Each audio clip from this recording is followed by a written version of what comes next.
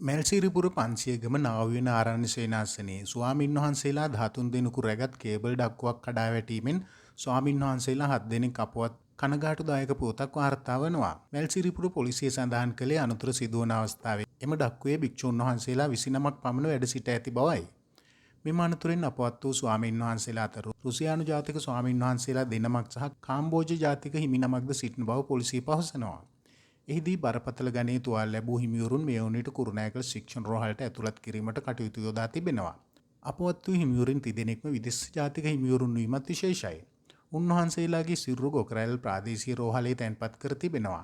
අනිකුත් හිමිවරුන්ගේ සිරුරු කුරුණෑගල මහ රෝහලේ තැන්පත් කර තිබෙන බව තමයි සඳහන් කරන්නේ.